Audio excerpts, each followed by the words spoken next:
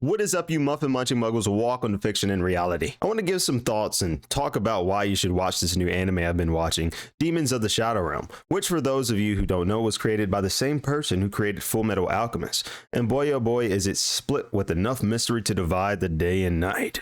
No pun intended. The characters sure are quirky and haunting. Oh, and of course, they're demons, right? I mean, they've even got a psycho Edward Elric knockoff woman who munches up people to bits just for the shits and giggles. Let's explore some of the relevant themes, plot points, and some of my general thoughts with the anime thus far. Demons of the Shadow Realm captures this strange divide between the world below, which is our modern world, and the world above, consisting of a village that operates almost like a medieval civilization trapped in the passage of time. To be quite honest, I'm still trying to centralize what the main plot of the story is as it continues to unfold. The old medieval world we're thrown into with Yuru is snatched out from under you when all of a sudden you see these helicopters start hovering over the village, and you're just like, what the hell is going on right now? How did they find a village hiding within a containment barrier out in the middle of East Bumble you know what? A big part of Demons of the Shadow Realm so far has to do with highlighting the difference that culture has on shaping the value system and belief of an individual.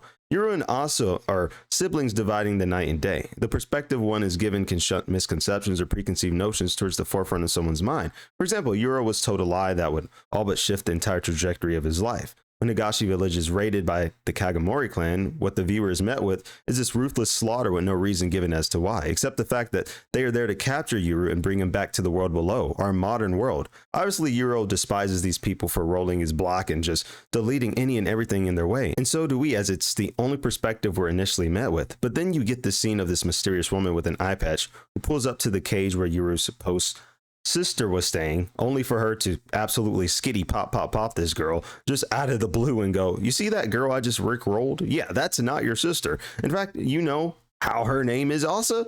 Well, that's cap. My name's Asa too. I'm the real Asa. Shaped with the track of knowledge they've been granted, Asa finds her actions resolute, knowing that Yuru himself was living inside of a lie he'd been told ever since he was young. I guess in this scenario, you would say she represents a more free-spirited nature of the world, whereas Yuru isolates himself as this sort of cold killer instinct hunter, almost to the point of himself putting little Edward Elric on a t-shirt in a fight against her and her demon, which given the game of Pac-Man she was playing with the villagers was completely warranted, I'll say. Of course, having wanted to spare the village from another raid in pursuit of his capture, Yuru traverses the mountain, escaping the barrier into the modern world where his experience living in the lower world begins to shovel a new cast for him to mold into, in order to develop his own schemata of the world and take agency where choices are due. So in the anime Demons of the Shadow Realm, the introduction to the modern world versus old world themes with Asa having occupied the lower sanctum of the modern world, and Yuru having initially anchored in Higashi village in the mountains sort of throws you initially when you're immersed into this fantasy medieval-like world with Yuru.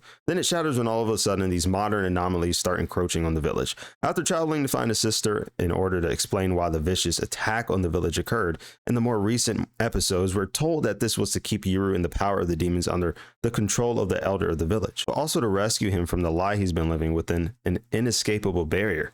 I'm curious for anyone who's watched the show so far, do you have any issues centralizing the actual core objective of this anime? So far I'm at episode 5, and I mean we're slowly tethered into this world as things unfold, which can be extremely good for building anticipation, but the central focus of the plot can be somewhat foggy, though the subplots are quite clear and consistent, meaning at this present point in time, I'm not quite sure as to what the story is ultimately building towards. What we know is that there is a cyclical event in which two siblings dividing the night and day are born, upon which the factions that usually control them typically use their powers to ignite some type of war out of their own self-interest. Yuru and Asa are the siblings for this standing generation, and they're both weaving this convoluted world of demons, which always come into two pairs, each complementing the other's ability. Initially, his goal becomes to find a sister to find out why they attacked Higashi village, and most recently appears as if the goal is shifting towards finding their parents, maybe, who were revealed to have fled with their daughter for unknown reasons, but a whole lot of the story so far simply leaves me and some others asking, where is the story heading with no sort of centralized objective in sight so far? Let me know in the comments what you believe Demons of the Shadow Realm is gearing towards holistically.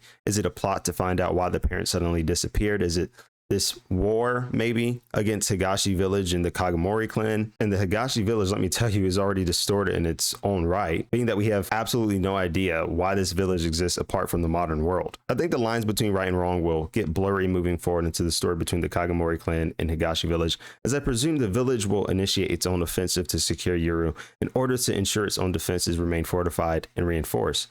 Of course, one of the most gravitational elements of Demons of the Shadow Realm are the abilities of the demons themselves, which are designed to complement each other, which of course make for some pretty cool fights. In terms of the wielders, we see that everyone has their own unique style when it comes to combat.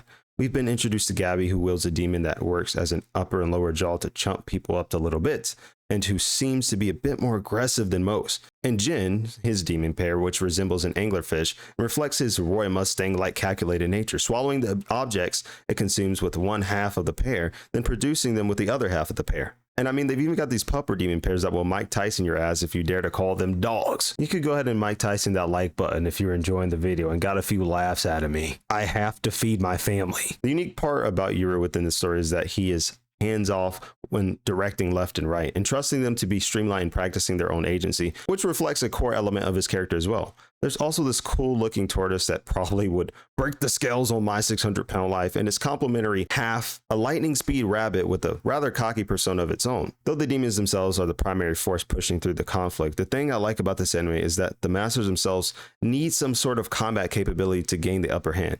For example, Yuru, the protagonist of the story, gets outnumbered in a parking garage in his pursuit to search for his sister and uncover why they attacked the village, as well as where his parents were dwelling and why they left Higashi without him. We see he has this hunting capability engraved within him that gives him the prowess to manipulate parts of his environment to gain an advantage, such as when he cut the lights to hold Jin hostage and gain leverage over the Kagemori clan. That being the case, the relationship between the user and the demon is extremely important. Yuru gives left and right the autonomy that other demons don't typically possess, giving them a significant degree of unpredictability where others might lack it.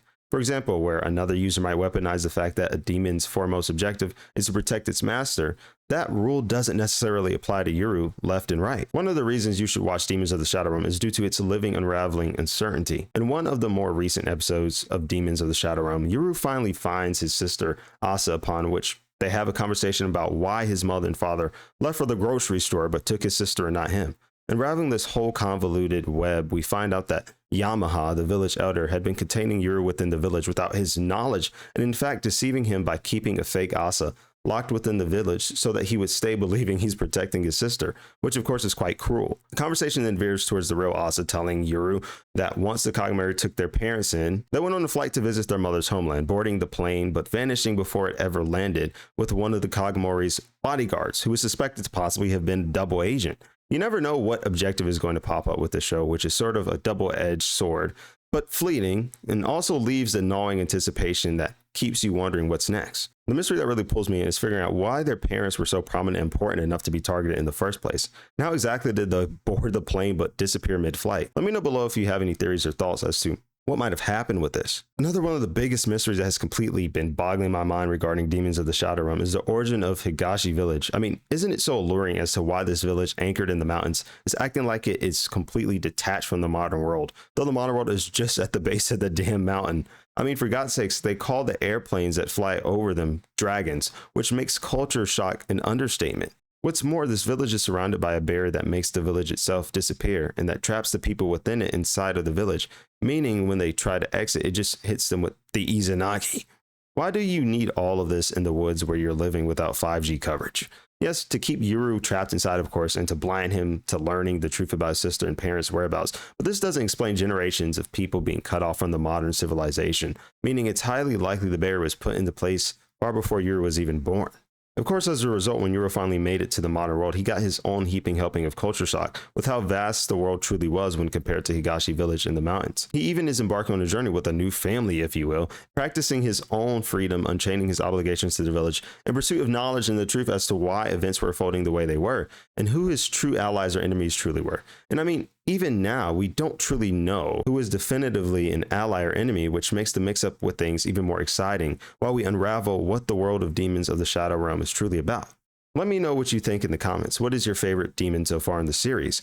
What do you expect from this anime moving forward, and how are you liking it so far? You can also follow my IG page at lvamps23 and other socials in the link below. If you want more analysis of your favorite fictional worlds or characters, go ahead and smash the like button below. Turn on that notification bell and subscribe for more. The direction of progress is forward, and it's only up from here. With that, remember, if ever you're lost in a forest, your words strip your mind from fantasy, and look to the window of the world, and there your mind will run free.